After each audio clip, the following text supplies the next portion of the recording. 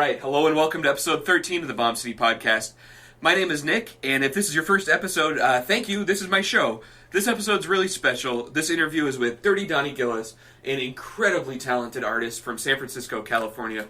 Well, okay, not technically from San Francisco. He is a Canadian transplant, but we won't hold that against him.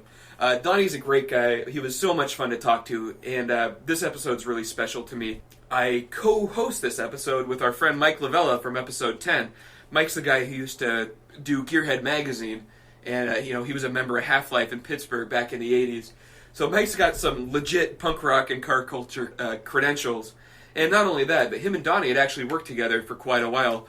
As we talk about in the interview, when Donny came to San Francisco, Mike was largely the reason he stayed. And they used to work together on Gearhead. They did a lot of amazing interviews there, which are, in no small way, the reason that I was inspired to start doing this podcast on my own. Their interviews were so much fun to read. I was hoping that by recording interviews, I'd be able to capture some of the same magic that they did on print. This is a really fun episode. It's a perfect length for a podcast. I'll get out of your way and won't make it any longer. Here it is, episode 13 of the podcast. Oh, wait, one correction. I made a tiny mistake trying to pull a year out of my ass in the second half of the interview. So I'll correct that right here. The Sibia headlight first found its way into a production car in 1969. So while it may have made its way into custom cars slightly earlier, Sibia had the patent for the first rectangular headlight in 1956, and so they claim they built the first one in 61. 63, 64, which was my guess, not terrible, but 69, 70 is a lot more, correct. So, this is just a podcast. Don't come here for hard facts and information. You'll be sadly disappointed. But if I fuck up anything else like that in the future, be sure to let me know, and I'll be sure to set it straight. Anyways, here it is. Episode 13, Dirty Donny Gillis, and special co-host, Mike LaVella. Thank you so much for listening. Well, I don't know. This is like a little bit everything. It's like T-Rex and MGMT. You know and that when you did your comp with the two heads, what's it called? That's too much. Yeah, Brett was on that. That was like the first time I'd heard like 70% of those bands, and now like they're all my favorite bands. Yeah, because I was like out of it for a while. Yeah, you know what I mean. Like when I got out of the record business, I'm like, I'm done for a minute. Well, and then I heard all that. You gotta take a break. Then I was like, you were hard into it for quite a few years, so I totally get that. Yeah. So like, you got me into a lot of music, Right, but the thing is, like, you gotta like when you stop and you take a break, you probably. When you came back, you realized, like, holy fuck, there's like all this shit. Yes. It kept moving. It kept bringing all these I came back to Ty Segall and Warm Soda and all that, and none of that existed before. No. Like the first Ty Segall record comes out, the year I left. It still keeps like, but he's it's not just him. It's all that stuff, Gentleman Jesse and all that's just there's so much. And Best Coast and all that. I'm like still like me and Luke are still like tight, and like I got a guy, my friend Luke Martin, and he's like him and Brad and all those guys, like the White Wires and all those guys from Ottawa are just like Ken and Ian. They're just like music guys, and just like when I'm like fucking bored of music, like I need some new tunes, I'll text those guys and be like, hey dude, what are you up to? Like, what have you heard recently? Like, what's your top 10? And I'm like, boom, I'm like, here they are. Here's this new shit, And I do that for my friends too. Like I'm just like, I found this band, and Portugal Man. I just found them, and I'm like, they sound like kind of like T-Rex and MGMT and a bunch of other bands, but they're their own band and they've been around for a long time. I was like, oh, they're cool. It's super cool because you probably got 500 Miles to Glory or All Punk Rods when you were like in Canada and heard all those bands. I bought them. And you put out a comp and then I bought that comp at the local record store, and I was like, I remember looking at the record cover, going like, fuck, I wish I was through that record cover for All Punk Rods. So I'm like, I like the Monsters, I like the fucking Demonics, I like these bands, that totally went full circle in that case for sure because that was. Yeah. Oh, yeah. This is kind of like my little, when I'm working and I want to play a record, I don't have to run into the next room now. I can just kind of throw it on here.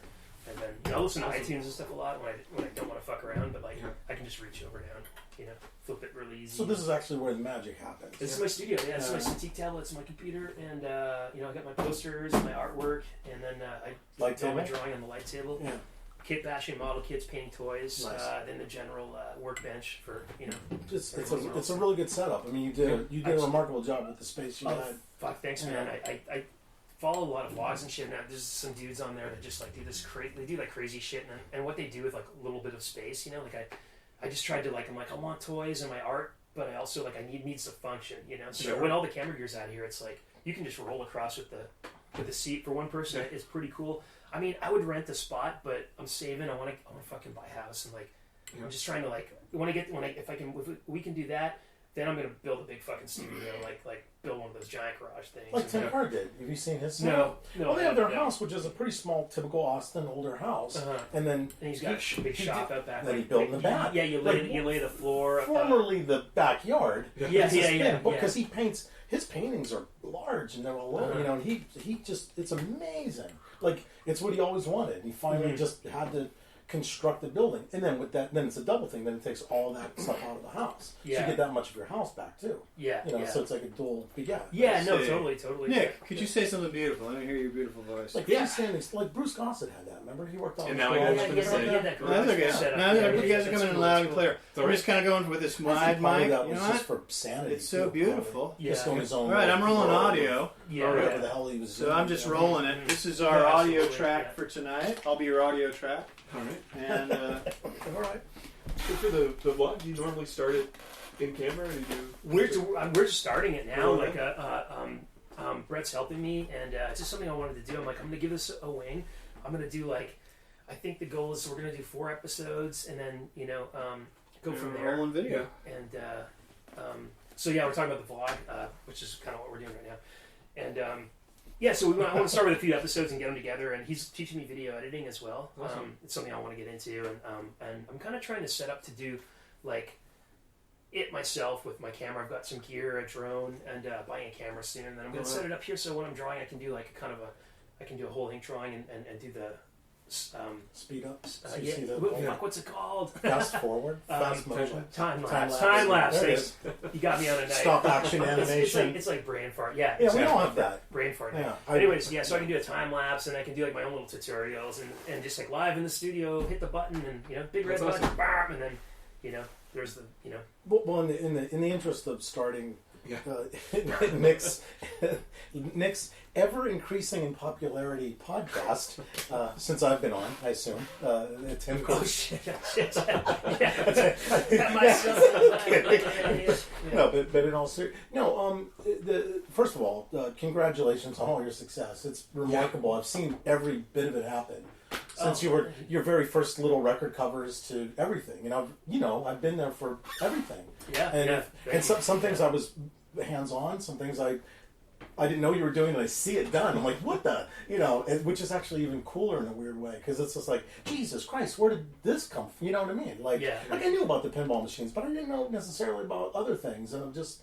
Wow, Yeah, it's neat that we're talking now and that you're here, because it's like I always tell my story. I start off with my story, and it's like my history, and part of it's like I'm from the Bay Area, and I had friends in the Bay Area, and you're one of those friends, and I was doing a lot of work in the Bay Area with labels and bands and stuff, and you're part of that story, and here you are, so that's pretty cool. Okay, I just wanted to help because you were remarkably talented, and that's really all it is. I helped a lot of people. If anyone doesn't know, I used to publish Garrett magazine, and through everybody knows. Well, I don't know who's going to see this. Maybe somebody just surfs in. I have no idea. No. Actually, I was telling Brad earlier. I'm thinking that basically the people that are into my stuff and watch my stuff. I don't know. There's like a lot of people, but I don't think that a lot of the people know your label or your magazine. So Mike did Gearhead Records and Magazine. Throughout the '90s and the early '00s and. Actually, 93 to 09 is the run. So it's about 18 years. So it spans both times. At different times, different things got busier than others. But what I was telling him, the thing that was remarkable was you just wanted to be involved in the scene, and so you did the most bold move I've ever seen, which was paint a fucking cover and just give it to me.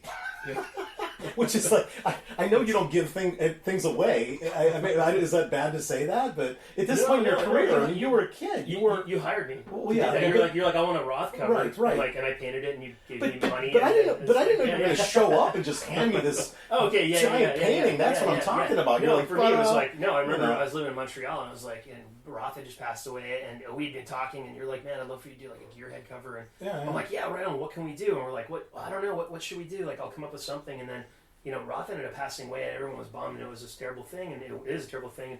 And then you're like, well, we want to do a tribute issue. Do you want to do the cover? I'm like, yeah, totally. And I was at that point in time, I had just done the Electric Frankenstein record cover that I painted on canvas, which was a new thing for me.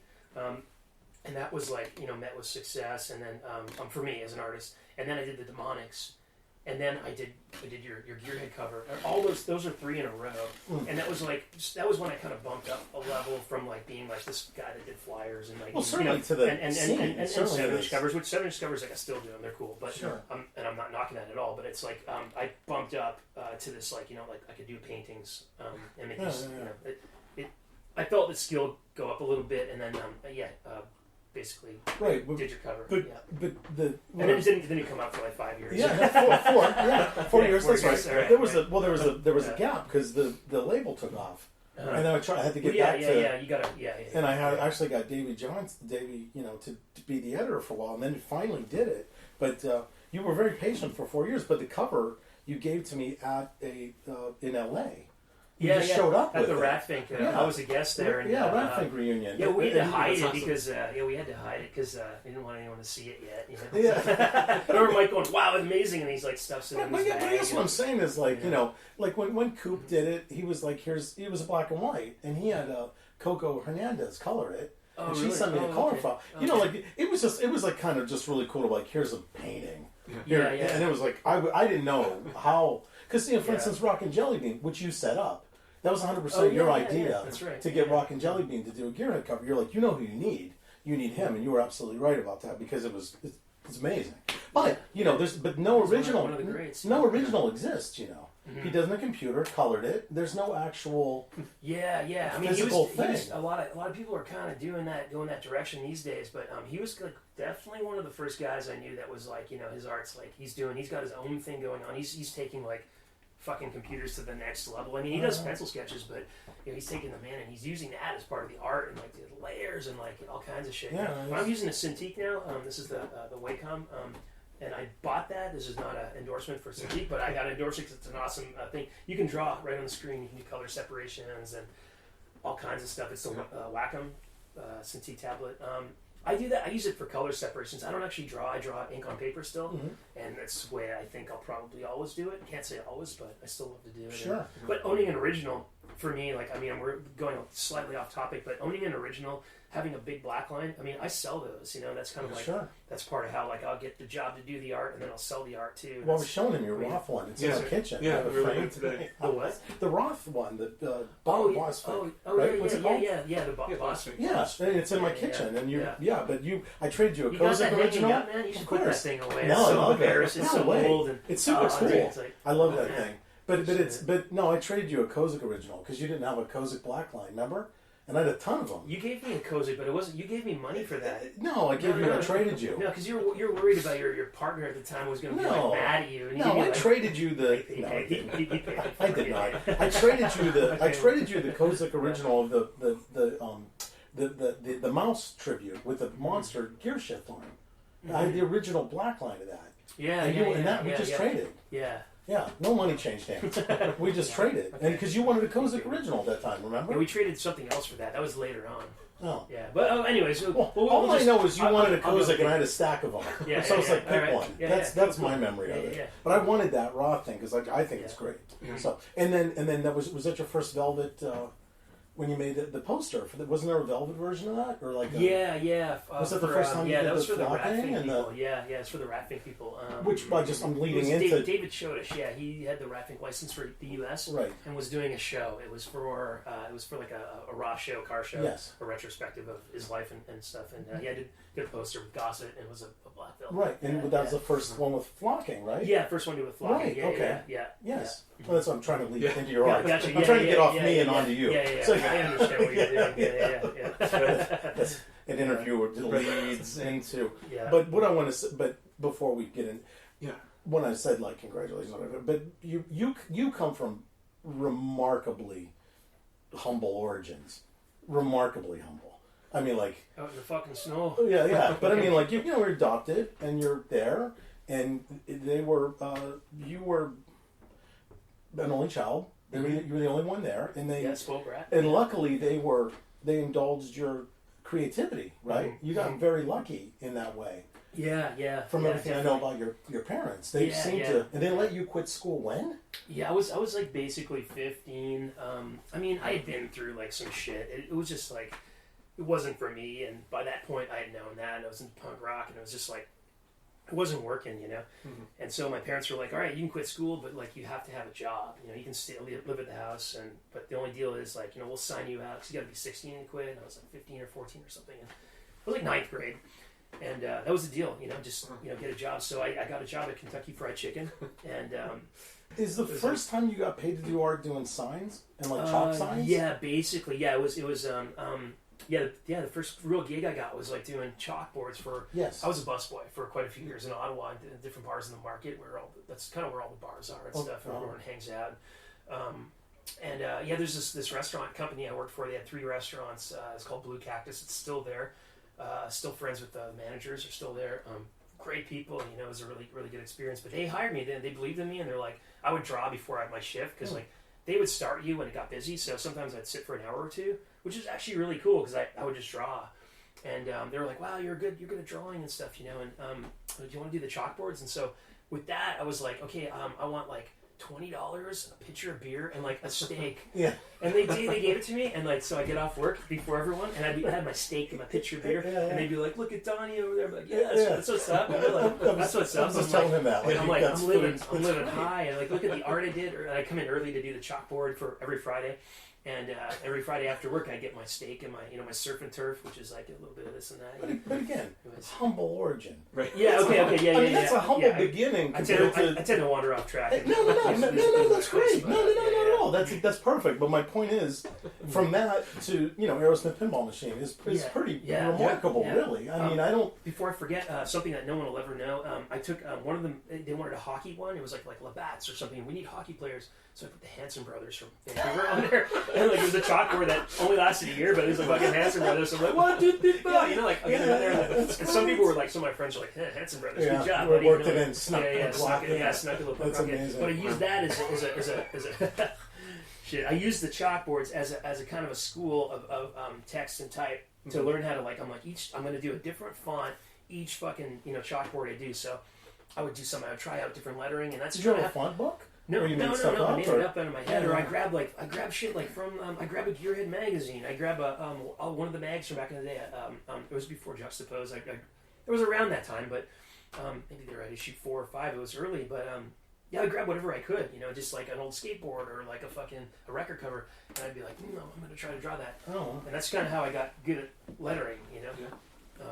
Because before, I didn't have a computer ever until I moved to California, and I would just hand letter everything. And, I mean, I use fonts now, but I use them kind of here and there, if it's like a festival and there's like a fucking 1,000, bands, I'm like, okay, I'll use them. Sure, that's what it's for, But the headliners, it's usually always like, I'll draw my own. Who's going to hand letter 1,000 bands? Alan Forbes. Oh yeah, well, that's true. Love him, love the guy. And it's usually legible. It's very usually quite readable. It's really tight. Actually, he's pretty remarkable at lettering. But okay, no, I wanted to. I don't know how many people know that. I mean, you talk about that in the first book a little bit, the sign. But I think it's interesting because in Kustom Kulture, so many guys started with sign work. Yeah, that's how I got into pinstriping. Because I did after I got that gig, I got the Dominion Tavern that's still there in Ottawa. It's the rock and roll bar where fucking. I don't know, Electric Frankenstein played, the Humpers played, all the bands in the 90s played there, and all the bands now still play there. But they were like, hey, okay, awesome, we love your chalkboards, do our chalkboards, do our logo, our t-shirt, and we want you to paint the window of the front door, coming in. And I'm like, well, I've never done that, so I'm out there with some shitty model paint. It's what I'm trying to do. Didn't know about one shot yet. No, and I was sitting there talking, some guy comes by, some old guy, he's like, you should use one shot. I'm like, what do you mean? He's like, sign paint. I'm like, oh shit. So I go like, and this is before the internet. So I'm like, okay, it's a one shot. So I'm trying to look for it, and I find this old store and get some one shot. And they're like, we got pinstriping brushes. I'm like, wow. And then I was at the same time I was getting the Moon Eyes catalogs, and they had the old Ed Roth catalogs. I have them over there. I'll pull them out after, and we can do some shots. But that's how I learned how to pinstripe, by reading those Ed Roth little fanzines. And he was like, a little black and white photos. Yeah, he's like Grumbacher. He gives a list of the brushes he uses and all that shit. That's how I had to do it before the internet. It was like, you had to like dig in there and find. And I didn't know that other people were doing it when I was doing it. I didn't know an old man walked by and told you all. I didn't know that there was like a scene of like, Yeah, sure. I didn't know that. I mean, I knew that there was some shit going on out here, but like, I didn't realize that there was like, I was just like, it's an old sign painter's thing. Right. Like, sure.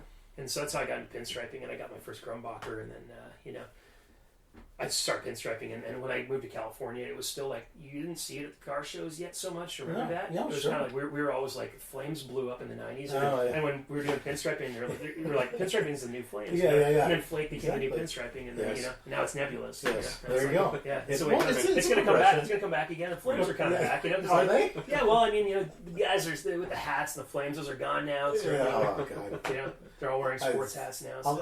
As long as neon doesn't come back. Like in the 90s, you would go to like Sears Point, everything was neon. That's gonna, that's, but there's a taste for that. You don't want a neon fanny pack, but maybe you do. It could be cool. You never know. Is it? But here's one thing: if you're once into something, like that thing might be cool again, no matter how douchey it might be now. Sure. It's just that's kind of how I look at things. Sure. Like pop culture and for such, sure. And all I ever wanted to do was reintroduce that stuff back in to make sure it wouldn't be forgotten. Like if you love something, you put, but that shows up in your art all the time. Monsters, everything you liked as a kid eventually will show up in your art. But I wanted to ask real specifically, like this Wizards, and where in the hell does that come from? Man, I as a kid, I was really into Dungeons and Dragons with my big cousins, and we would play. My grandmother lived around the corner from my parents. They had a swimming pool. My cousins would come from Montreal in the summer on the weekends, and we would go swimming, and then we'd play D&D. And this is like 83 probably, or 82. I was a little boy. And they're a couple years older, and they knew how to play. And so we'd go to the mall, and we'd buy like the manuals and the dice. I was more into the dice and looking at the characters in the monster manual. I'd read the art, and they would play, and they would always let me win. And like my other big cousin, I'd end up beating him with a sword because they let me win. But it was one of those things from when I was a kid, and I was like, I was like getting into. We've always I think we've all liked custom vans for forever. I mean, you remember this kind of starts like even before this. Like I was a little kid, but when House Industries put out the van font kit, and then King of the Road, Fu Manchu, so that had always been in the back of my head. And I got really into like van murals and shit. Like I was like, then back into Frazetta, which I was really into as a teenager, and like that whole kind of realm. I don't know. I just kind of got back into it. I'm like, this is a forgotten thing, This is like, because I was just so sick of like at the time. I mean, I'm not. I love it, but I was so sick of like, just seeing pinstriping everywhere, and I was like, just seeing the same stuff everywhere. I'm like, fuck, man, like we gotta like the flake and the airbrush, the warrior with the woman and the like a chick with a fucking ray gun protecting the planets. Like Peter jokes about it, but now it's like rad, Sure. No. So that's sort of how I got into it. Then I went on eBay and I started buying. They're over there actually. I started buying all the Dungeons and Dragons books I had when I was a kid because I don't know where mine went. Sure. But I got all the old ones and they were like $5 each, and I was going through them and I was just reminiscing, and I was like, it's just like an untapped market. And that's kind of when I met. I was doing. We'll get into this later, but I started doing work over at Kozik's shop. He had extra space, and I was doing my airbrushing. And he's like, "I got this giant space, and you can work here." And me and him. It's funny because same thing. I know. Yeah, it was basically like move your head in here. Same thing. Yeah. Here's this will be yours. Same. Yeah, I got awesome stories. It's just amazing. I know you do too. And that's how we met Skinner, the artist. And Skinner was doing the same thing. He was doing like the 20-sided dice and super cool. But I just I got into it, and then it just ended up things kind of shifted that way. And I was doing a lot of flake panels in like 2008, 2007, 2008. There wasn't many people doing that then. Yeah. I met a dude at the time that was doing it, and I'm like, "You're doing it too? Oh, that's cool. I got to see your shit." And it was Matt Schaff, does bikes and like 4Q. And I mean, now it's kind of everywhere, which is cool. But it was really good because when I was doing that stuff then, there wasn't a lot of people doing it, so I got like a shitload of business. I got did Braun from Macedon, did 2 drum kits for him, and fucking Metallica guitars and basses and shit. Sure. I was looking at those last night. The fucking the guitar you did for Brendan Small with the thing from Dune at the bottom. Oh yeah. It's so rad, and it's just a total combination of those two styles in a way that you may not have expected. Right. But the panels are like organic and flowy, like you Sure. expect from like a fantasy 70s. Yes. You want it to look like a van, you know? Yeah. I think I explained to him, Boris. like, yeah, because he's like, I want a Dune guitar, and I like Yeah. your flake, and I'm like, well, let's make it look like a you know, Yeah. like a custom van, and he was really into it. He's like, yeah, can you? I'm like, yeah, I can do that. So he sent me the guitar. I think that's my favorite thing in the book. I was Oh, yeah, going yeah. back through it last night, and man, like I was born in '85, so I was a perfect age for secondhand stuff. So yeah. like a lot of the toys you got around here, my friends had, like you can pick them up from thrift stores. Then and it's like this whole. I think it's like that with me and him too, because I got like, you know, the shit that he got. I knew what it was, but I never had Bionic Man as a kid that you could look through. I got them, but I never had that, you know, giant figures, and that when we first met, we connected on a lot of toy stuff because he was the big would have been the big kid with all the, you know, the shit that I never got. So, Oh, my neighbors had it specifically. But what? No, me too. Yeah. I would get board games, but I was an only child. Sad. Yeah. Try playing battling tops against yourself. I figured it out. Yeah. I recently got an Eagle One. I got the toy Eagle One, and this kid Perry Muriel that lived around the corner was a fucking asshole, and he wouldn't let anyone play with it. And he's like, I got Eagle One. He'd fly around. He's like 12 years older. Like Perry Muriel, he's a dick, and like now I got it. And when I got it, it came in from you know, in the mail, and I opened it up. I'm like, fuck you, Perry Muriel. Yeah, exactly. Like, you know, like a grown man, you know, like in my underwear running around my house, you know, like I'm gonna land it here, you know, like Yeah. Well, I remember my neighbors, the comedians, they had some nutty mads, but they were always chewed. Their dog would, you know, it was always missing. So I never actually saw how they were supposed to look. It was always like, and then you finally get one. I'm like, oh, the mailman has letters or whatever. It's fucking dog. Yeah, exactly. Awesome.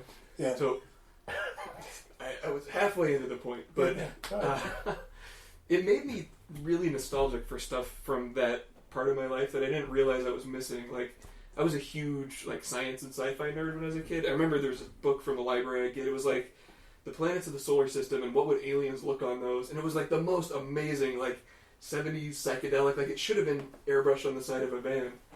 And I should look it up and figure out who actually did that. But that style is so ubiquitous. I got them all. Yeah. When I did an art show in 2011 at Copro Gallery in LA, and this was sort of like a point for me. And my first book had just come out, or about a year before that. And the first book was the first 10 years in California, and after that came out, I mean, there was a lot of monsters and Monster Revolt. There's a book basically like on monsters, and that was my sort of like, you know, my thing. But this was like this turning point when I was doing like the D&D stuff and fantasy stuff. I did a whole show, and the whole show was like This was like Fantastic Voyage. Yeah. It was like sci-fi fantasy, you know, like the whole thing. I'll show you guys. I got a painting in there. You've seen it in the book and stuff. I forget who wrote that. Someone from the Bandoleros wrote that part of the Jay book. Cruz, my friend artist. He's an awesome artist. Yeah, did such an amazing job explaining. I'll give you guys his number, and you guys can. That'd be awesome. Talk to him. He explained this transition from like the sort of Roth era stuff to the 70s era stuff so brilliantly, and it was really cool. It made like opening that section of the book was a lot more meaningful because you see like, all right, this is Donny, this is also Donny, and here's all of this together. It was really cool. Like that's nice to hear that. That's really cool. Like the Flake D20s that are in the art studio, along with all the other 70s stuff. They could let it go for audio for a second. Oh yeah. We roll on everything. All right, for Nick. We roll for everything. There's a if you don't know what's happening, there's an ambulance going by or a fire. There's a fire station right over there. So we have church bells like across the street of fire. So doing video here is usually very interesting. One or the other. Yeah. Church or jail is basically There's a juvie, a church, and a fire station. Yeah. Mount Davidson, that's the famous stuff. I'm not surprised though that you transitioned to NAIAC, because to me, you were never one note. I mean, I never thought of you as just monsters, because you could first of all, you draw anything, A, but B, just you're painting and you're doing line art and you're doing and some of it, like if you're going to make a sticker, then you obviously make, you would always keep the end. What is the product actually in mind, and then you would make the art adapt to what it ultimately was going to be used for. Yeah, a lot of people do. Oh, thanks for seeing that. Do you understand what I'm saying? Because a lot of times somebody will have an image like, well, we'll put it on a mug. Well, it doesn't work on a mug necessarily. Or maybe this doesn't translate to a sticker. Yeah. Or maybe this isn't right for a T-shirt. Maybe this is perfect for a T-shirt. But you always had the that's that's the commercial artist in you. That's the commercial aspect. Mm-hmm. Because there's that thing between fine art and. So I went to art school for commercial art. Everything was like, we are going to try to. As many people in the world can see this are going to see this. It's going to be in magazines. It's going to be in books, and you have to play to that. I mean, you always had the end result of what the product was going to be in mind. I could see that like immediately, and other people, because I mean, not in like a Norman Rockwell kind of way or something, but that he did magazine cover. That's what he was doing. Could he do a fine arts? Could he have just been a gallery guy? Of course, but it's like that thing. Like, no, I want to. You weren't concerned. I remember you telling me why you didn't do tattoos. You could have went that route too. You wanted a much bigger. Is it fair to say that? Yeah, I mean, it wasn't. It was just there was a fork in the road. I mean, there was definitely like two directions. It was like, am I going to tattoo or am I going to? And this is like early '90s, like 92, 91. I was going to make my decision. Then I'm like, well, I really like, I really want to like go off and do. I want to do record covers and posters, and I could have done all that while tattooing too, but I just was like, I thought with tattooing, I'm pretty fucking sure I'm going to be really good at it. It'll probably be very like. It would probably have been not a bad path, It probably would have been really cool. But I took this path because to me it was just personally more interesting because I get bored. I get bored really quick, and I like to move around and do different things. And this way I could do whatever the fuck I want because there's no label on it. There's no there's no wall. There's no like, this is your machine and this is what you got to do. And I mean, you can do a million amazing art with tattoos and sure. It's open. But with this, what I mean is like. You're taking a drawing and you're putting it on somebody. That's cool, but with me, it's like I'm taking a drawing, I'm putting on like anything I want. Right, and even when a tattoo artist goes on to have success doing it, I think it's always like tattoo artist, whoever is having an art. They still have the tattoo tag on it. It kind of stays with them. Even Ed Hardy, for Christ's sake. And he's, what I mean. He's still always like have you seen his art that he does? Yeah. But you'd never know the guy did tattoos, but there's still, it's always like the tattoo artist that already, So it's, I think that's good. Yeah. And seeing the big picture early on is kind of. Makes you kind of unique, I think. It's kind of cool because and then and like that art. I mean, look how well it transitioned to like a pinball machine or something functional too, or a mug or some just functional things. That's commercial art. Yeah, it's being used. It's being interacted with. Yeah, it's definitely been a strong point. A lot of moving here too. Was the first 10 years was sort of like relearning, like, it's like you're going to your own school of business. Yeah. That was like a huge thing, like learning how to deal with personalities, learning how to deal with clients, learning how to like your own anxieties and learning how to, I was always good at self-promoting and stuff, but that whole angle was a big thing. It's not just drawing, it was like this whole other kind of like, what to do. And that's kind of like, it's just, it's so important, breaking off into doing that show was like a big thing for me though, like doing that like sci-fi show. Because like they were expecting monster stuff, and they're like, "Where's all the monsters?" And I'm like, "It's all I told Frank about that because the gallery that was like, "Hey, where's all your monster stuff? We want the Dirty Donny monsters." And he's like, "That is a Dirty Donny art," and it's what it was. It was like all the new shit, and then people dug it. And I did actually one thing I did was I did a lot of blacklight paintings, and those sold right away. Those are the things that people were like, "What the fuck?" Yeah. When that happened, I was like, I'm going to do a fucking poster. So I did a blacklight poster, fucking sold out. So I'm like, this is it. I'm just going to roll with this, So I started doing, and that's actually become, I was like, I'm just going to do a series. And then, so now blacklight, that style, that look with my style of art, I can go anywhere with it, but that's become my new thing. Yeah. So they just, that's what I do now. That's my poster. If I do a Dirty Donny poster, it's going to be that style. Yeah, they were amazing. They won't look like they used to look. They'll the paper will be black. And the book release party for the recent book. That's the first time I saw them all together. It was pretty remarkable. Yeah, it's kind of like whoa. Yeah. It was nice to go somewhere in real life. It was nice to kind of go to some place that hadn't been brought back yet to bring something back. Because we all brought back the Ross shit in the '90s and. The O's, but no one had brought back the blacklight. Like no one was doing it, Yeah, so you got that going, and the van thing, and you had model kits, and Yeah, the model kit thing was kind of a cool deal. That was like, can't remember how I knew this guy John through pinball. John works for AMT, which is actually Round 2. Round 2 is a company that owns like Polar Lights, AMT. They own like they own a shitload of model companies. Yeah. Polar Lights does all the Aurora reissues. Yeah, exactly. Mm. And we were talking about doing a model kit, and he was like, "Well, I got these cars that we're going to reissue, and they need like nice box art and decals, and like we can mix and match some parts. And do you want to do a car?" I'm like, "Yeah." So which I did the van. First. I'm looking up at them because they're up there. Yeah. If you're Brett's got his thing, but we'll leave the shot later. Your secret's text. Brett's here. Right at the one time you really needed him to do a pan. He was suspiciously absent. So, anyways, I did the AMT van model kit first, and that was met with success. And then I signed a 3-kit deal, and we're doing more now. I did a Charger, and we're working on the second Monster. So that was pretty cool, and they don't sell like they did back in the 60s, 70s. It's not like I think they used to sell like 300,000, 400,000, 500,000 kits, and so it's mostly 1 guys. million Ratfin kits. Just the Ratfin kits sold 1 million. Oh really? Okay, which is that doesn't surprise me. Over 10 years or whatever. Sure. Still, that's crazy. It's impossible to get your head around numbers like that. Yeah. That doesn't surprise me. Yeah, that's crazy. But now, obviously, it's not the same. It's the guys that bought the kits back in the day. Those are the guys that are buying them now, and some kids too. Sure, but I hope so. It's just fun to do, and it got a lot of attention. So that was a kind of a neat thing. But so, what my question is, what haven't you done? Damn, I don't know, man. I got to tell you, like after doing like my third pinball machine, I got the fucking fever, man. I'm hooked. Yeah, it's always been my thing. It's our thing, but.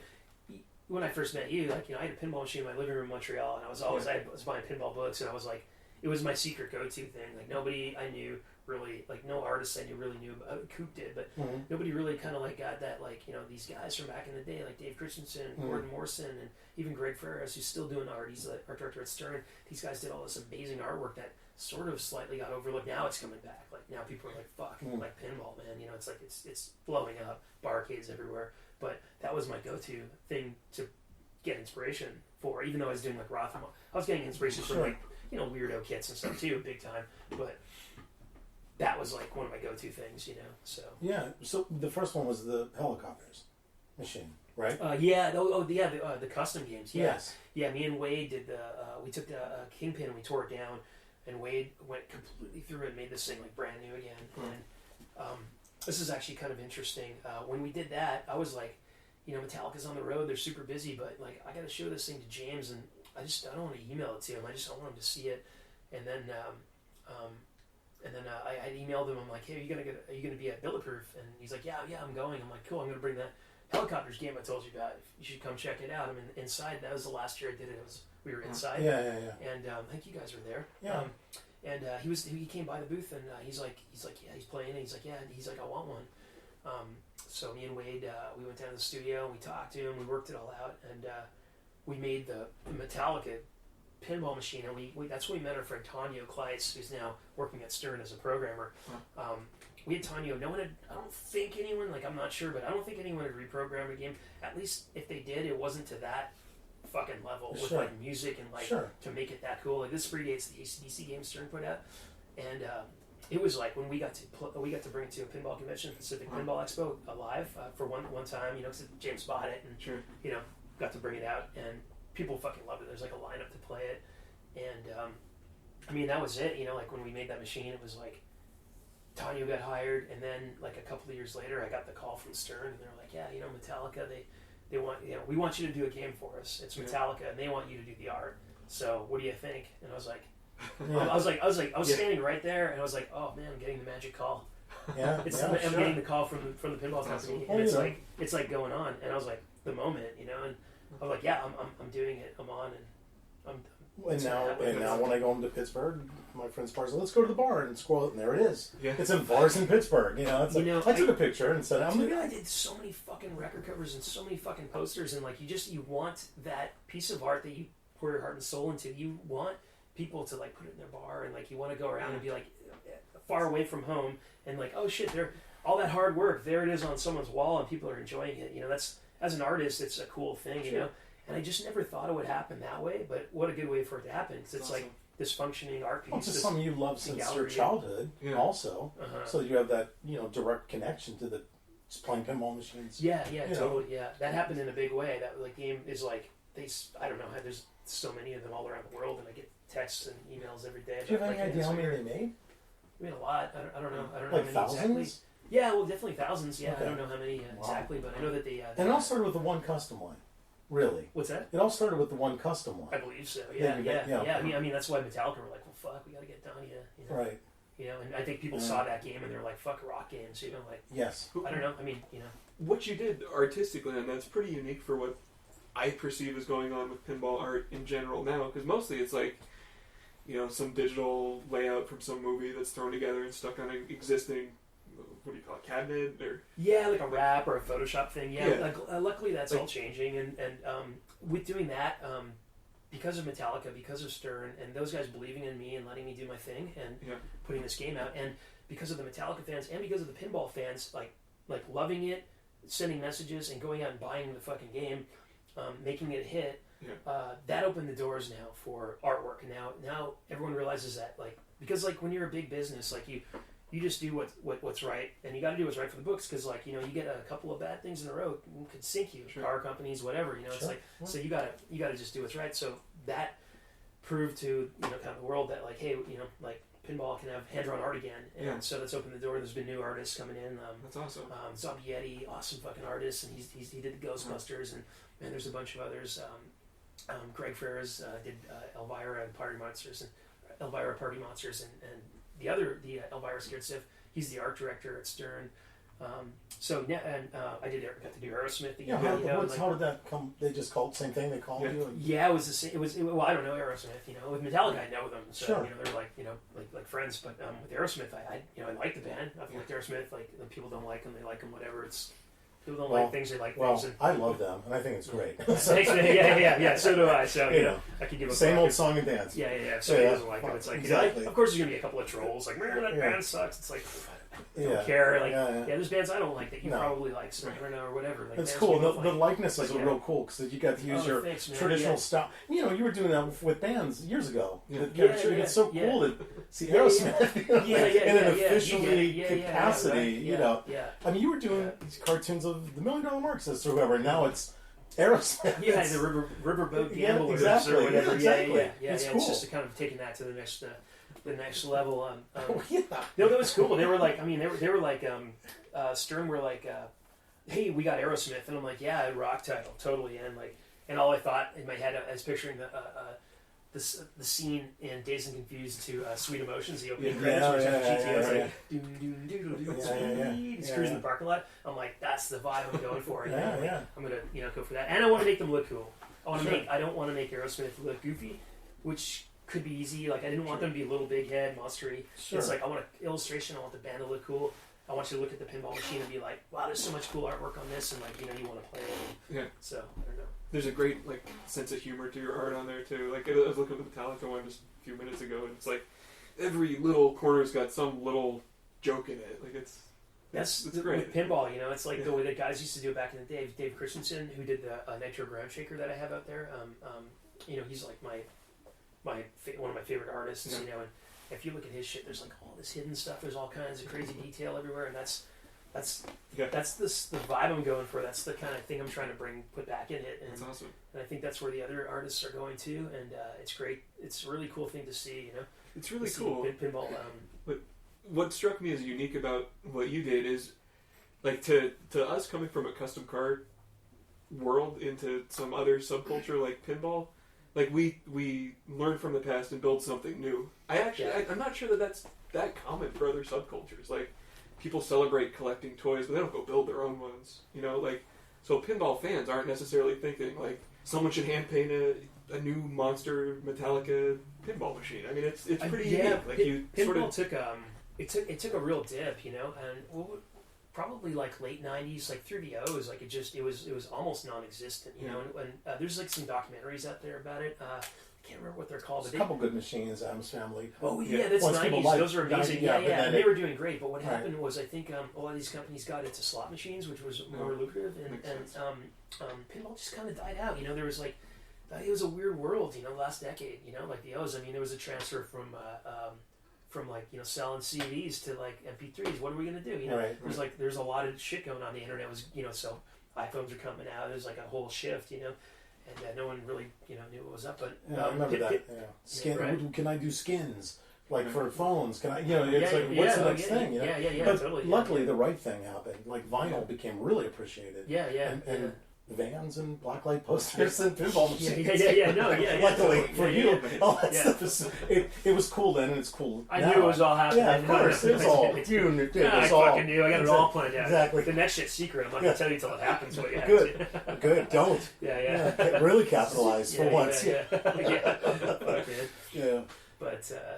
No, it's good. It's good to see pinball making a giant comeback. Part of that too is like kids want to go out on dates with their fucking.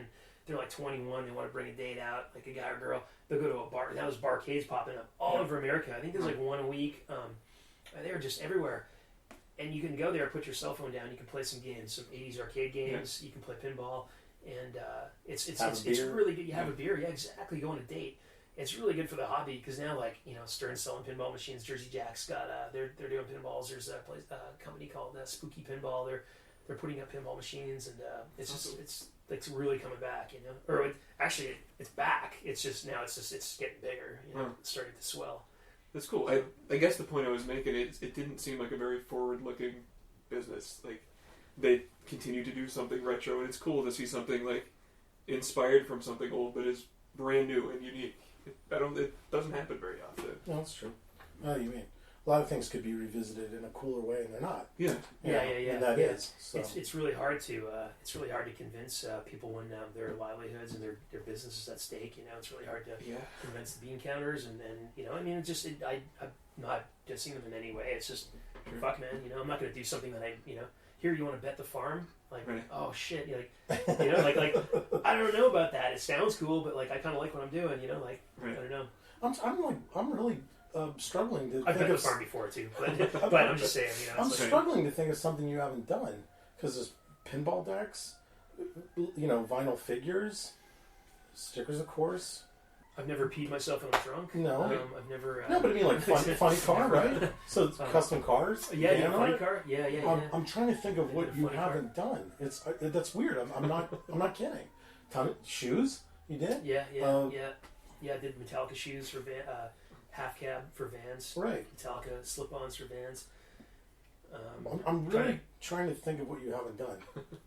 It's hard. I'm not kidding. I can't think of anything. Well, thanks. It's flattering, Mike. No, but I mean seriously, buttons, sticker. I'm trying to think. What jeans? You haven't done like custom jeans? We designed some. Me and Rusty Pot Mike. Oh yeah. Rusty Pot Mike. We designed of course. Some. Yeah, I did a design for a back pocket for a pair of jeans, and it never went down. Oh, okay. It was cool. Well, there you go. Yeah. Because my buddy Trev back in Ottawa, he's like, fuck, man. He's like, the only clothes I own are the clothes you give me. He's like, I never buy clothes, and he's got holes in his shoes. And I'm like, he can afford shoes. He just lazy, but I clothe them. I'm like, dude, I'm making pants. They're coming. Yeah. Like they're coming. They're in the mail, buddy. But is there anything you want to really do that you haven't done that you can think of? Man, I gotta tell you, like this is the first month. Last year was like 2016 for me. It was a work year. I started the book, designed it, and got in design. Did all the design. I learned from the first book from working with my friends. Brian Bounds and Dan Stoner, they helped me put it together. Right. And I learned a lot about, putting a book together in design. Brian taught me in design. And then this time around, I was able to kind of take that, and Kozik helped me quite a bit too. And I just with like, just ideas and where to go and what to do. And like, but this time around, I took it and I had multiple photo shoots, but I worked my fucking ass off in the book. And then I worked my ass off in Aerosmith. And then I did the Can Crusher pinball, did that coloring book, and like a bunch of posters. But basically all last year was like one just giant work year. And then I'm like, okay, book's going to come out, pinball's going to come out, and then it's going to be like when that shit happens, that's when like the phone like rings, and that's when the money wave goes. That's when see where it takes you. Yeah. That's when the kind of just like a real wave. Yeah. No, totally. I mean, what I mean by the money wave, I mean just like it's like that's when you get the calls from big companies, and that's pretty fun shit to do. It's pretty cool. And I mean, dude, 20 years. I got skinny, real skinny, because I couldn't afford food. I couldn't afford to go to the bar. I laid on, just behind on rent.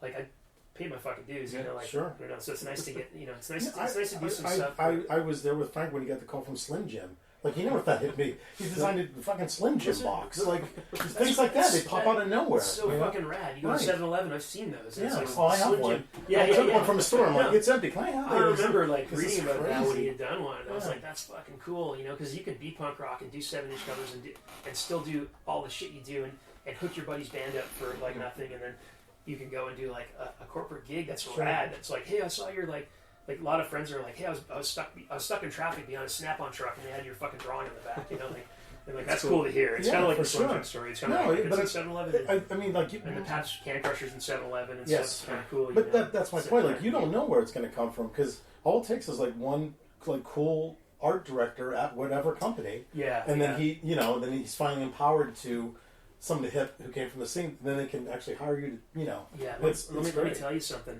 When I did the first book, this is one thing that Frank told me. He's like, you're going to get a bunch of books for free, but what you should do is you should not sell those. You should take those and send them out to companies you want to work for because like they'll stick around in those offices. And this is like for artists listening to this. Like if you want some, you know, if you do a book or something, it's like, you know, send it out to people you want to work for. So I sent out like probably 50 books to like, you know, all these companies and like, man, he's like, dude, that'll be like 10 years of work. And he was right.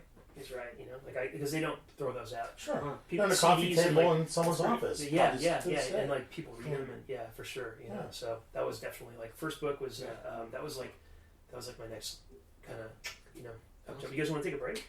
Yeah, sure. Okay. Yeah. You can keep rolling if you want. Turn it up. I'll stop rolling. Cool. Because I haven't been rolling anything. I thought this was all rehearsal. Rehearsal. Hey. And I'm rolling sound. Again. Yeah, those are the things to get. I'm thinking about getting one of those, the mics. It just seems like it's kind of like what a lot of people are using. I've done a few podcasts recently, and guys have busted out with that at a bar and go outside and just, you know, it's like this thing. They're so good, and it records like a full wave on a. Like that or this? Yeah, well, this is the older version of that. Well, get it. You have a job. Get one, goddammit. You know, what am I doing? What am I doing here? Why am I? How could you possibly not have one of those already? Like, you know, you have a job. Yeah, you always. When you imitate me, you're always careful to put the glass. Well, you gotta kind of like get a little sweaty and hunch over a little bit, and do the thing like I'm gonna. Do I lick my finger? I don't know about that. Oh, okay. Does that help? Maybe that's. I think you added that. I don't know. That's your little flair. Yeah, I've smelled your farts for years, sitting beside you, laying shit out. You know? Yeah, well, sure. Yeah. Hey, how about that Ricky Powell, man? Yeah. Are we're rolling? We're rolling. rolling. How about that Ricky Powell, man? You guys. That slideshow was so fucking cool. Yeah, it's fun, huh? He's a character though. Like he's legit, you know. That's the only reason I did that show was to have Pabst paid for Ricky to come out, and the only reason I did it was I wanted to have Ricky come out, and me and Brett hung out with him the day of the show, and we drove around the van. We'll show you the video after. That's one of the vlogs. That's episode 1. Oh, good. Ricky Powell. We went outside, me and Big Nate, and he was just standing there, and we're like. And he's like, let's go to the bar. I'm like, no, let's hang out with Ricky. He's just standing there. Like, how many chances are we ever going to have to do this? Then he was like, then after, he's like, oh, man, good call. Oh, really? He's so happy that we hung out. Because, you know, 5 minutes with him is like an hour with anybody else. Oh, yeah. You know what I mean? He packs it in, man. I know he does. So it's pretty remarkable. That was great. Yeah, he's a fun dude. I met him. When I did my book, I was like, I need to get an author, photograph done for this book. And I kind of like feel that like, I'm gonna shoot high. I'm gonna try to get someone like who should I get that's cool. Like I mean I could probably like maybe bug Craig Stesic or Glenn Friedman or one of those guys. That I'm so into their photographs, you know, and their art, their work. And I was like, you know, what would be fucking really really dope would be to get Ricky Powell. Sure. You know, like I mean, we all know who he is. I mean, some people don't, but Ricky shot all the a lot of photos for the Beastie Boys back in the day. Run DMC, Warhol, Basquiat. Just an iconic street photographer. Yeah, I didn't know who he was going into your show. I just I'd seen the photos before. I never put it together with a person. But like as soon as like he got up on stage with the slideshow, it's like Paul's Boutique, all the photos that you've always seen, like the Run DMC in front of the Taj Mahal was like one of the big famous ones. Yeah, it's man, that guy was everywhere. Well, he toured with Run DMC. He actually went with them to Europe and all. Yeah, he was like the man. Yeah, it's so cool. Beastie Boys, Run DMC. What a time. My thing was like I contacted Ricky. I reached out to him, and you know he's like just all over the place. So I'm like, this guy's never gonna get back to me. And So a friend of his who runs his website got back to me and was like, yeah, Ricky, you know, like it's kind of like his assistant guy, and he's like, you know, yeah, Ricky's, you know, he can probably shoot you. I'm like, dude, I'm this artist guy from California and like from Canada, live in California, and like, you know, these guys think I'm a fucking kook. Like they don't know who I am, you know. Like it's like this kid, he's not into, you know, he's not part of the hip hop scene. He's not like a graffiti artist. Like we don't know what the fuck you're from Mars, you know, like, you know. And so I booked him. I'm like, yeah, well, I'm coming to New York City on like this date. We got a date. It's like 2 PM. Ricky's gonna shoot you. You can meet him at this deli, you know. I'm like, fuck, like I haven't talked to Ricky. I'm like, is this gonna go down? Like I'm booking a ticket in a fucking hotel, and this is costing me a bunch of money, and like I'm gonna show up, like what's going on, you know? And then I'm just like, I don't know if this is gonna happen. I honestly felt it was like 50-50. This ain't gonna go down. He's gonna get stoned, and I'm not gonna connect with him. And then it's a week before, and then I get a knock at the door, and Oriana answers the door, and she's like, oh, there's this guy out there, and he's like, him and his girlfriend, they're looking at your van, and I go outside, and it's a friend of mine, Richie Scene, who's like the graffiti, the godfather of graffiti. Yes. And he did a circus punk. Yeah. So me and Scene are like bros, and sure. But Scene doesn't talk on the phone. He just like, if he's gonna come over, he just shows up. Yeah. So he just showed up. And he's like, "What? I had the week off because I was going to New York and I was playing for my trip." He's like, well, "Hey, I'm here." I'm like, "What are you doing here?" He's like, "I remembered where you lived," and I'm like, "What are you doing?" He's like, "What are you doing this week?" I'm like, I'm hanging out with you. Yeah, so I hung out with Scene all week. We went to the Robert Williams show. We just I brought him over to Last Gasp, and we did we traveled, did the SF thing, and then I was telling him, I'm like, yeah, I'm going to fucking New York on the weekend. He's like, well, what are you doing there? I'm like, well, like I got this photo shoot for my mini book with Ricky Powell, but man, I don't know. I don't think he knows the deal, and like I think he just thinks I'm some kook, or I don't know. I haven't talked to him personally. And he's like, I know Ricky. He's like, I know Ricky. He's like, give me the buddy's email, and then so that night, the next day, me and Scene are hanging out, and he's like, I called Ricky last night. I got you. I got the red carpet, you know. Oh, yeah. And then I get a phone call, and it's like, and I answer it, and he's like, hey, what's up, Donny? This is Ricky Powell. And I'm like, Ricky, what's up? And then he's like, I didn't know you were friends with Scene. Okay, now. Right. And he says you're a good artist, and oh man, okay, come on down. You know, like, I mean, he was gonna shoot me anyways, probably, maybe, but you know, but then I think Scene basically he bridged the kind of like, you know, the gap that was I mean, you know, Donny's a good artist. He actually, you know, does legit shit, you know. So I think that's all you need to hear. Sometimes it's not who you are, but who you know. And it opens the door, and then it is who you are once you sell your shit. Yeah, sure. So that's kind of my Ricky Powell story. And then I met him in New York City, and we had beers and pizza, and like we took a bunch of photos. He showed me like the old dorm from Def Jam, and he showed me like all the BC's photos. Like this is like the walk of, you know, like the Beatles kind of like walk across the street. Actually, I got it right here. Sorry, Nick. He brought this one here. Oh yeah, that's cool. He actually brought these for me. Some of Prince on Metal. Yeah. Got that, Brett? Am I killing you? So, anyways, we did all this. We did. Oh, you can. You got some editing to do. Shit. There we go. Cool. Awesome. Anyways, yeah, so we had a great time in New York, and then we kept in touch. We did a few collaborations and the Ghetto Blaster thing, and that was fun. And then my next goal was to have him come to San Francisco. So that was my Ricky story. Was he going on tour, and then you booked this? He's been on the road a lot. He wasn't actually on a tour, but he's got another book coming out, a new book coming out.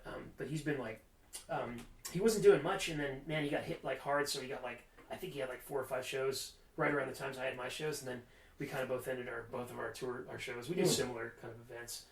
He does a slideshow. You know, I do the pinball shows. Sure. And, sell my wares. You know, that was like sell biscuits to Grammys, and you know, like bake sale around the world. So, tuck to yuck tuck, man. Hey, how about that Ice Road Truckers? Yeah. Did you? It's the one to tuck to yuck tuck. Yeah. I know. We used to talk about tuck to yuck tuck. I was telling him like I'm from Canada, so there's a place called Tuck to Yuck Tuck, and you need to get there by Ice Road. It's like super remote. We're playing. Yeah, Metallica played there. Yeah, they fucking played a show in Tuck to Yuck Tuck. And then so we're talking about it. He's like, I can't believe it. And then this fucking show comes on, Ice Road Truckers, all of that Tuck to Yuck Tuck. Yeah. And I wrote a musical about it. Yeah. Talk. That's the first one. Talk. The Northern Lights will see. Talk. I got a whole. Yeah. I'll write a musical if I like something. I threw a few lyrics together here and there. Yeah. Oh, for sure. Co-production. Come on. Oh, for sure. Of course. I wouldn't even know about the place, so of course you get co-credits. I never heard of it. That's not the thing the average Pennsylvanian knows about. Co-produced by. Exactly. No, that was we had a lot of fun. Yeah. We used to hang out a lot, and we had a lot. There was a lot of running gags and inside jokes, and there's a lot of stuff we would laugh about that people would, because it was just crazy. For me, it was very interesting to come to when I moved to California. We didn't talk about that, but I moved here. I was friends with Mike and Gearhead, the Demonics crew. I mean, all their friends. Like this was my crew of friends that I was coming to visit, hang out with. And then a friend of ours, Chip, he introduced me to Metallica. He showed them the Demonics cover and the Gearhead stuff, and they ended up hiring me. So I was here for about 6 months in the Bay Area in 2002, 2003, basically just working for them, doing posters with Firehouse, doing stuff with Mike Gearhead, and I basically just stayed and didn't leave. So when the first year that I lived here, I was Metallica they were on the road, and the first year in any city, I've lived in a bunch of cities, and the first year when you move, it's usually a little thin and it's hard to get your wheels, and you're trying to figure things out. So I was definitely on the rice and beans diet for that year, and hams and paps were on my list. But these guys were going to they were doing the label at the time. They were going to Vegas. I think it was for the Magic trade show, or it was. We did a bunch of road trips, and we were to Vegas, my first time in Vegas. So I would hop in the back of whatever car we could wrangle up, and or go to a show, and we went to see the Wild Hearts, and in LA.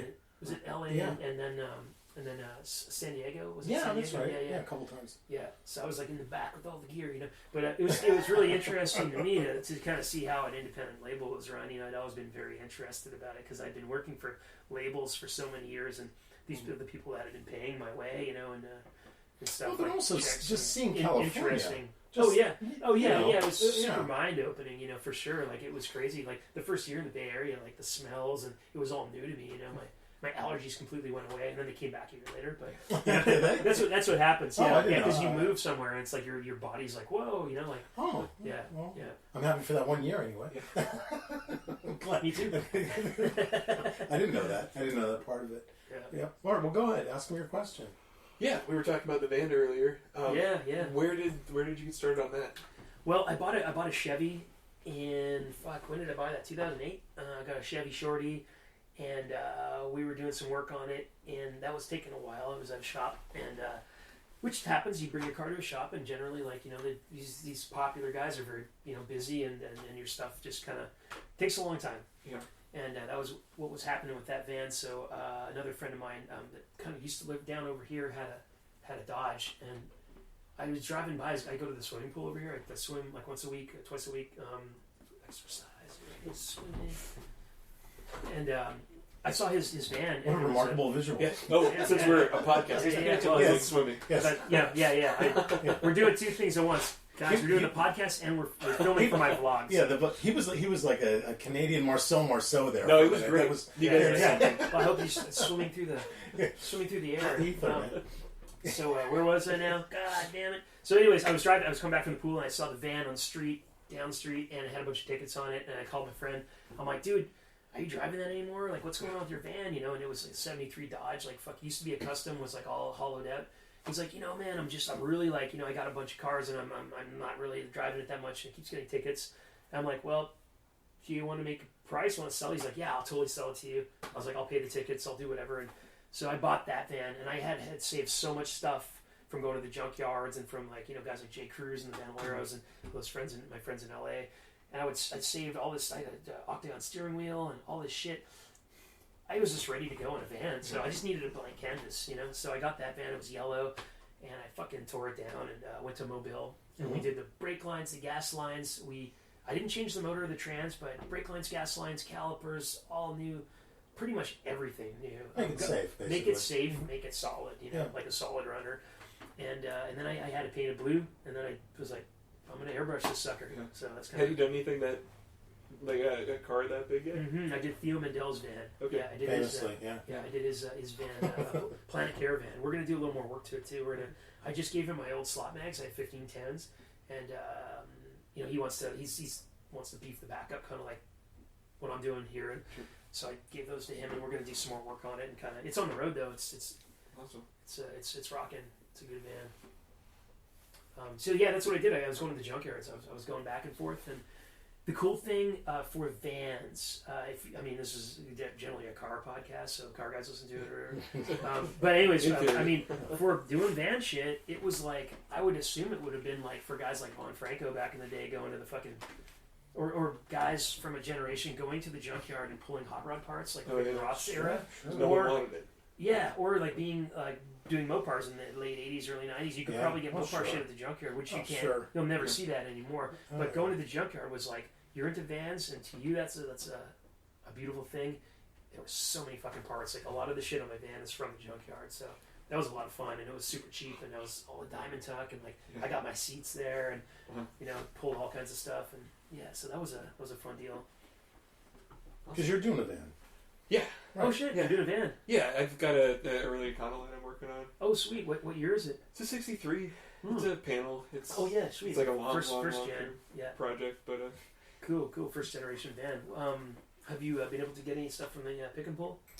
No. It's pretty much together. It's it's all. It's got a 300 in it, which we had a bunch of cooling problems with the first year we tried to get it on the road, so I tore it apart and got it back together now. Yeah.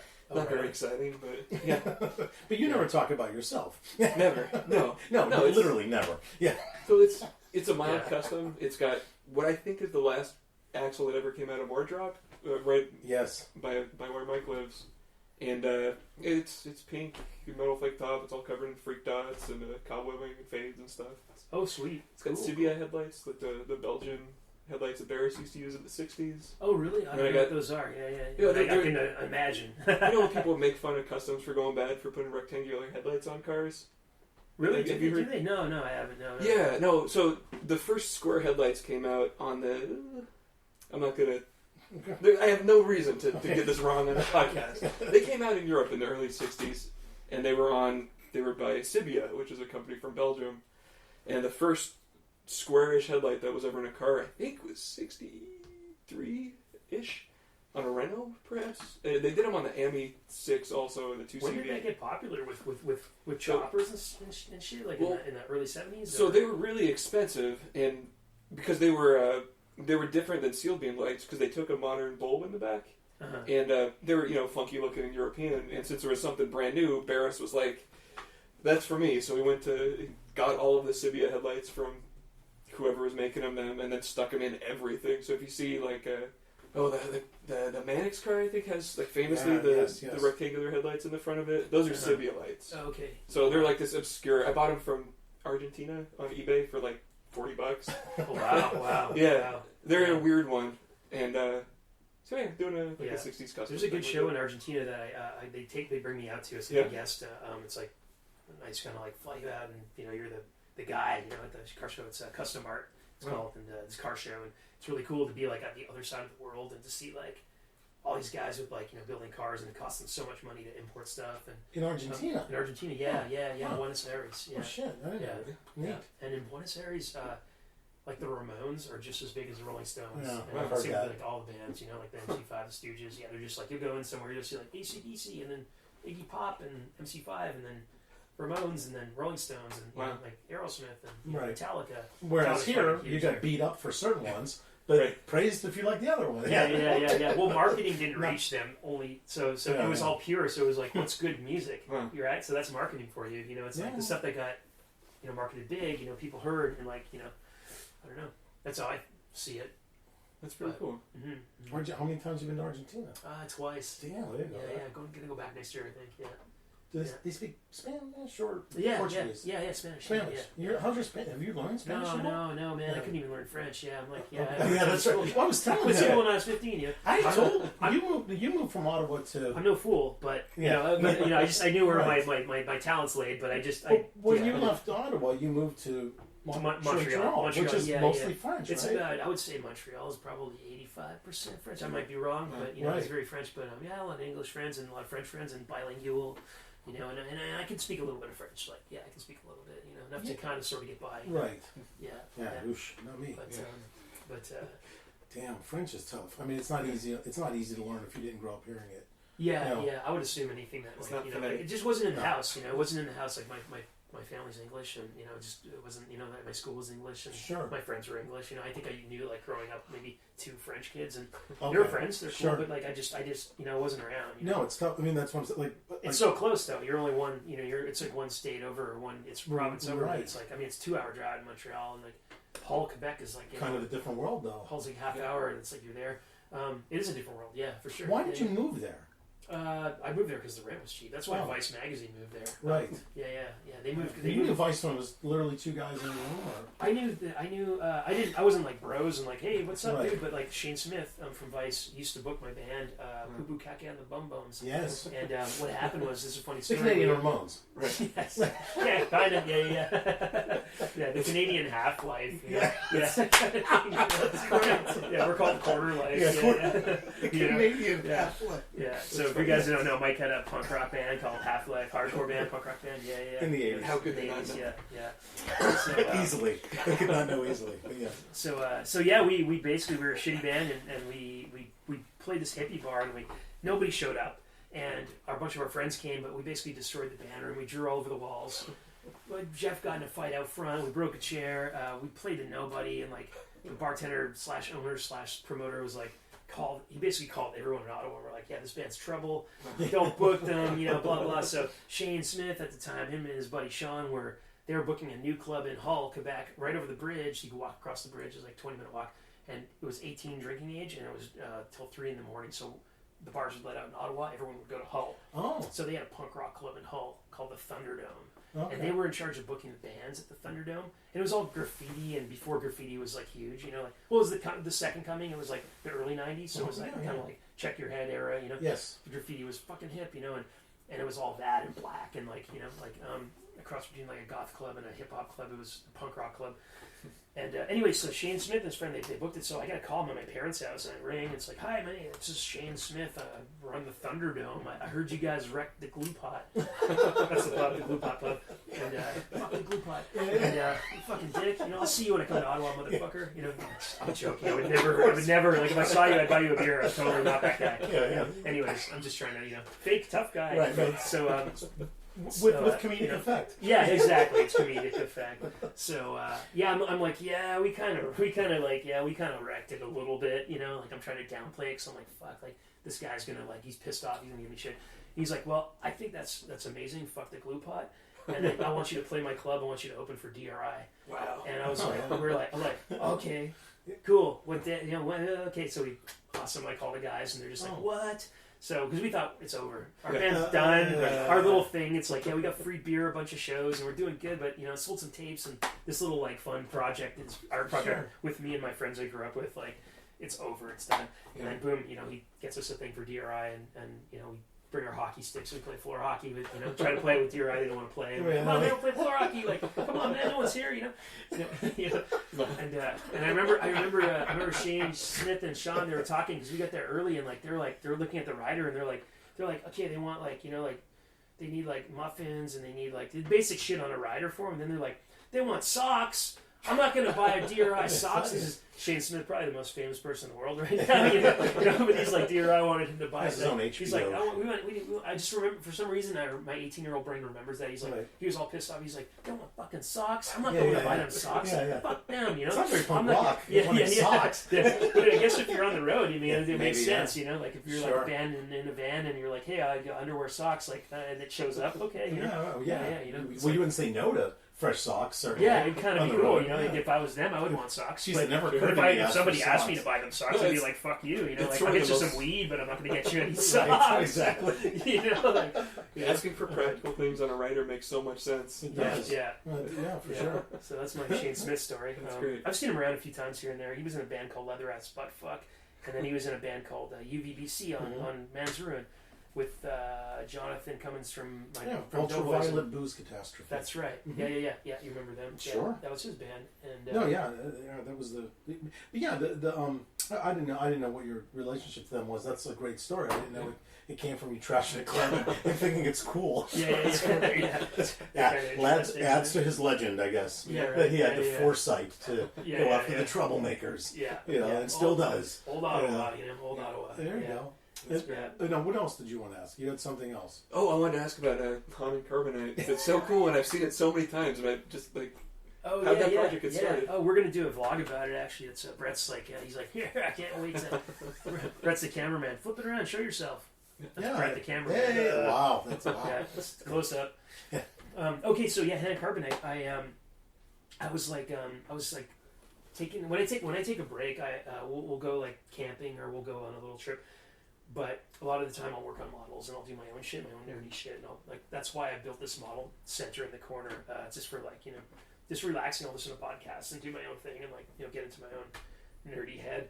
And I was on eBay and I was like looking up movie props and I came across the hand and carbonite pieces. Someone was selling it pulled off of the original. They were fiberglass pieces of the head, the hands, the torso. It was in 5 pieces, and they were I can't remember how much it was. It was $300 or something, and I had a couple of really good pinball gigs, and I was like, fuck, I'm gonna buy this. Fuck it, maybe I'll just make something weird out of a door or something, and I got it, and then I started going on the forums, and I was looking at it, and I'm like, fuck, people are actually making these. And I got the schematics for to build the case, and I got Wade, who I did the pinball machines with. He's got a CNC router, and Wade can make anything. And if you give him the schematics, the plans, dude will build anything. And I'm like, hey man, how much? And so we came up with a price, totally hey, what's your fucking shop price?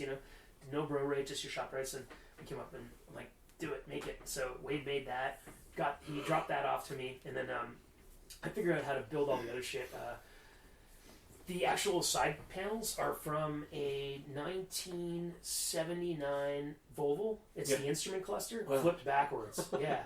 So great. I was like, maybe they're at the junkyards and I can just find them, but no, because all the hand and carbonate people have gone to the junkyards and pulled them. So those are of course they did. Yeah. So those are repopped. Actually, someone found them and made them on fiberglass. So I had to kind of pay a pretty penny for that. And there's another. So, anyways, I had to go to all these different people. The guy that made all the electronics on the side, it's called the Hero Panel, the one that lights up. Another guy makes the shit for that, and then the greeblies are all the little bits and pieces that go on. It's super, super crazy. When we do our vlog, I'm going to put all the links and kind of a how-to. Awesome. It'll be a whole how-to thing. Oh, that's good. So I just built it myself. I saw Sideshow had one out, and it was $8,000 or $7,000, and it looks amazing. Yeah. But I'm like, I can fucking build that. So I think it cost me about $1,500 to build myself. And I was wondering when I was a kid, so that's what I did. Yeah. That's what you did. I hope that's interesting. It sounds a little confusing. I didn't explain that very well. I think you did. Yeah. It came in pieces. You put it together. Yeah. Then you figured out what else you needed. Then you got Wade. Yeah, I could have gotten there by just saying that. Instead of then I got these greeblies and blah blah blah. But that shows that you're really into it. You're super fun. Yeah. That's all right. It's funny how that the Volvo panel reverse gets. You guys Mystery Science Theater fans? I was. Okay, the robot kits for those, you can still buy them online. And so if you're... Yeah, they have kits for everything. You can build... There's an R2-D2 Builders Club, and there's you can build R5 and all the different... Yeah, I was looking at a Dalek website the other day, and people build every generation of them, and they're fighting for the right plunger for the arm. And totally.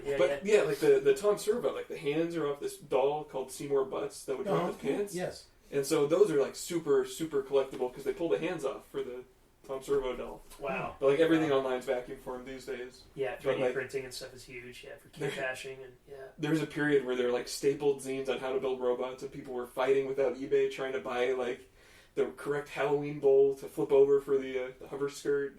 It's funny how that stuff has a second life after it existed in one form. Oh yeah, totally. Movie props, man. Yeah. Kit bashing, movie props. Super into that. Super nerdy about that. That's how the Millennium Falcon, the original one, was built. It was all kit bashing. That's how all the Star Wars shit was built. It's all tank parts. Actually, Kozik hit me to this thing, the Anet Walker, the one that's up there. You can see that the top part of that he was telling me was actually from a World War I German troop carrier. Wow. That's what they got that from. It was a model kit, and they put legs on it and a dog, and like like there was the kit, like pretty neat shit. A lot of the design was from like World War, war shit. Interesting. Cool. Yeah. Kit bashing. Kit basher. It was inevitable. Yeah. Yeah. Whenever you have people serious about something, of course. I did a float yesterday. I got in a fucking depredation tank. Yeah. I did a float. Yeah, my first one. Yeah. How was it? You guys ever tried that? Well, it's right across the street from me in Oakland. Really? She's invited me. Really? So come over whenever you. Yeah. Oh shit! I This is should, my I first guess. one. Yeah, it was neat. It was an hour. It was interesting. It took a while. I fucking read up on it. I did all the research and podcasts and just like the device to the thing on it. And it was cool. It was like it took me about a half an hour till I really okay, I feel good. Like my neck hurt for a little while, and then but when about 10 minutes before it ended, I started getting I felt like I was kind of spinning and you feel like you're moving, and I could see how doing it once a day or a couple times a week would be super cool. I'm gonna try it a few more times. Give it I'm gonna give it a go. Is there one here in the city? That Yeah, it's on Lombard. It's kind of far from my house. It's a little bit of a trek, but I think I'm gonna go a couple times, check it out. Well, where I live, right across the freeway, there's one, and it's right by where Green Day have their practice place. Oh, and the woman said, come over, come on. And in fact, at one point, she needed to hire someone to run it, and I thought, geez, I could do that. You put the person in and you read a book while they're in there. You don't have anything to do while they're in there. This would be a good job for me. All the time I was working at Charlotte's Web, actually. I almost worked in one of those Spray places. some cleaner and they go. And then I ended up driving a hearse instead, which was way more punk rock. Oh, did you drive? I drove a hearse. When was this? 2012. Oh, really? I drove a hearse for 6 months. Oh, yeah. I think you told me about when we went to breakfast and you told me about that. Oh, I drove a hearse. My friend Phil's a gravedigger. He's been a gravedigger for almost 30 years, I think. Yeah, he told me, Phil, there's Phil stories. Yeah. No, the thing about driving a hearse is just that if you make one wrong turn, so does everyone else. You really have to have your fucking phone charge, your GPS is on point. Totally. Well, you couldn't be on a GPS. You're expected to know where the graveyard is. Yeah. You're expected to know. Yeah. Yeah. And I worked at a Chinese funeral home, and you have to go by the house of the deceased, and then you open the door for 45 seconds to let them get their whatever they need. It's super weird. It's called a drive-by. Which is funny because drive-bys. They call it a drive-by. And you go and you have to look at your watch, and it's exactly 45 seconds. And you have to shut the back of the hearse, and it's all this crazy stuff. Yeah. On the Chinese, when the body goes in, the casket goes in, you have to back it up 3 times so that the deceased knows that it's their last ride. Yeah. It's all these crazy. Chinese funerals are a trip. Yeah. I mean, it's because it's based on thousands of years of tradition, Yeah. And they're trying to adapt it to here and now. Yeah. So it was a very interesting job. If you're Chinese, it's got to be good to know that, when I die, they're going to do all this shit for me. well, I'm just saying. I'm not knocking which, anyone's religion. I'm just. No, but Donny, not the least of which is they have houses you buy and servants and cars, and then you burn it all, so they have it in the afterlife. They have little cell phone, a little car, and then tons of hell money. That money, they burn all this money, so they have money in the afterlife. I mean, it's a trip. But there's this huge aftermarket of things you can buy to burn, specifically just to burn. And there's little Volvo stores full of that. It's nuts. So but it was a neat subculture. It was a good job, but it wasn't very well paid. And for what I was paid, the responsibility of not screwing up when you're driving a hearse. You gotta know what you're doing. But you gotta know what the plot is. But what a cool job for an ex-Sam Hain roadie. I thought this is perfect. And Glenn would approve. Of what I was. But no, but anyway, So you good? Are you good? I think so. Is there anything else you want to talk about, or? The only thing I've always wanted to ask you is how on earth do you think the second Dictator's record is our best? You think the second one is the best? You always said Manifest Destiny is the best Dictator's record. It's a third. Second.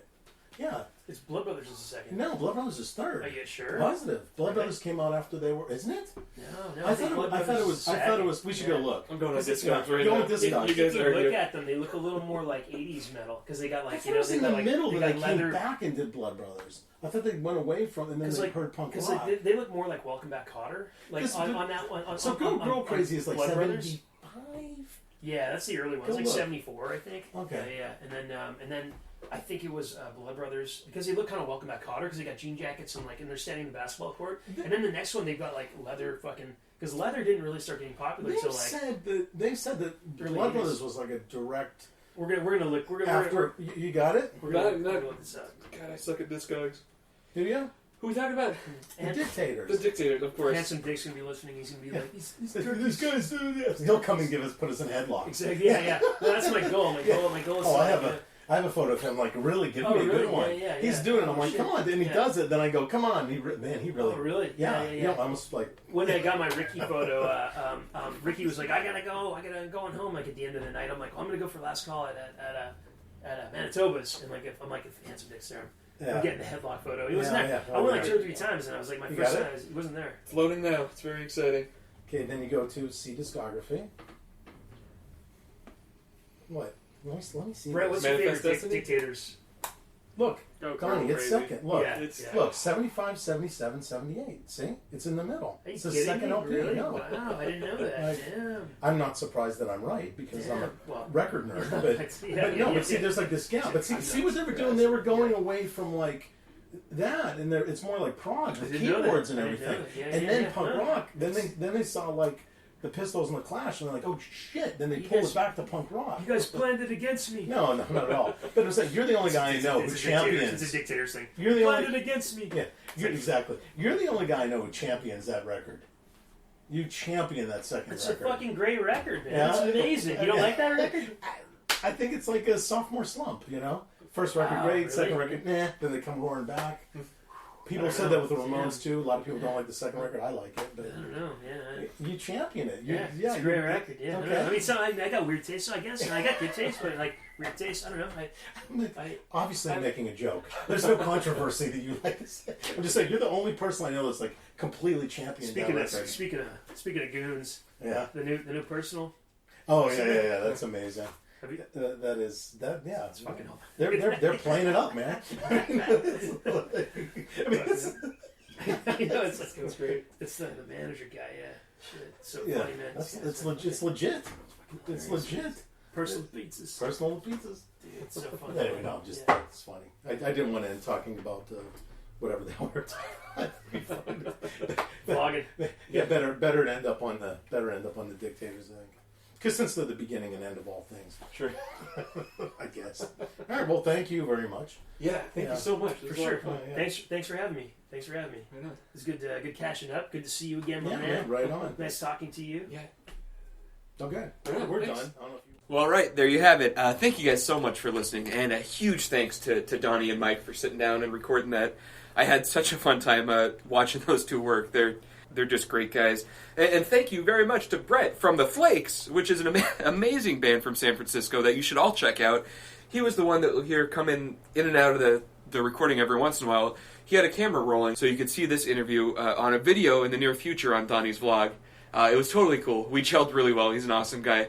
So please support them. If you like the show, you'll love whatever they put up on the blog. That's all I got for now. Thanks for listening. If you want to support the show, you can always subscribe and write us a review on iTunes. That helps give us a lot of visibility and make us seem a little bit more legit as we try to book guests in the future. I've got some really exciting stuff planned for 2017, and I can't wait to share it with you guys. So that's all I got. And how about this? For the first time, I'm going to try to do some promotion for this show because, these interviews mean so much to me. I really want to make sure everyone hears them. So here it goes.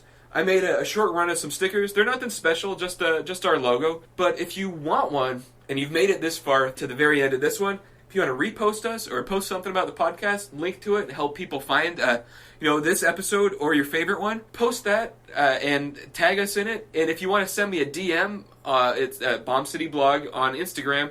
Send me an address and I'll throw some in the mail for you. I only got a couple, so I'll only send out free stickers for the first couple of people that do that. But it's just my way of saying thanks for supporting the show. All right, so finally, there it is. Whew, that was a good one. And it feels weird to do self-promotion, so bear with me as I figure this out. All right.